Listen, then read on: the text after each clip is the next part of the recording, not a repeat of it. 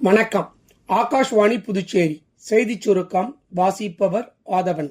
இந்தியாவின் பிரதமராக திரு நரேந்திர மோடி நீண்ட காலம் பதவி வகித்து வருவதற்கு உலக நாடுகளின் தலைவர்கள் வாழ்த்து தெரிவித்துள்ளனர். இலங்கை அதிபர் திரு அனுரகுமார திசநாயக்க பிரதமருக்கு அனுப்பியுள்ள கடிதத்தில், உலகின் மிகப்பெரிய ஜனநாயக நாடான இந்தியாவில் மக்கள் பிரதமர் மீது வைத்துள்ள உறுதியான நம்பிக்கையே அவர் தொடர்ந்து பதவியில் நீடிப்பதற்கான காரணம் என்று புகழாரம் சூட்டியுள்ளார். பப்புவா நியூகினியா பிரதமர் திரு ஜேம்ஸ் மராப்பே அனுப்பியுள்ள காணொலி செய்தியில், தலைமைக்கான முன்னுதாரணமாக பிரதமர் திரு நரேந்திர மோடி திகழ்வதாக பாராட்டியுள்ளார்.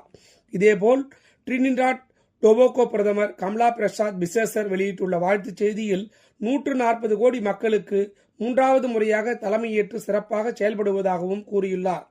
பிரதமர் திரு நரேந்திர மோடி தலைமையிலான பிஜேபி ஆட்சியின் 12ஆம் ஆண்டு சாதனை திட்டங்களை நாடு முழுவதும் பரப்ப நடவடிக்கை எடுக்கப்படும் என்று பிஜேபி தேசிய தலைவர் திரு நிதின் நபின் செய்தியாளர்களிடம் கூறினார். தலைநகர் டெல்லி, ஹரியானா, சண்டிகர், பஞ்சாப் உள்ளிட்ட வட மாநிலங்களில் இன்று வெப்ப அலை நீடிக்கும் என்று வானிலை ஆய்வு மையம் தெரிவித்துள்ளது. இலங்கைக்கு எதிரான முத்தரப்பு ஒருநாள் கிரிக்கெட் போட்டியில் இந்திய அணி 8 ரன்கள் வித்தியாசத்தில் வெற்றி பெற்றது.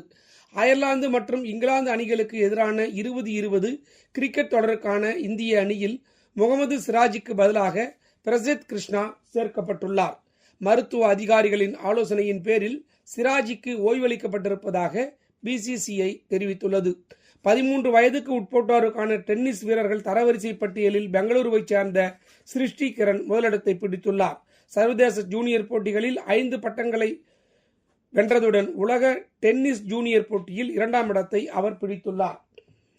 இத்துடன் இந்த செய்திச் சுருக்கம் நிறைவு பெறுகிறது.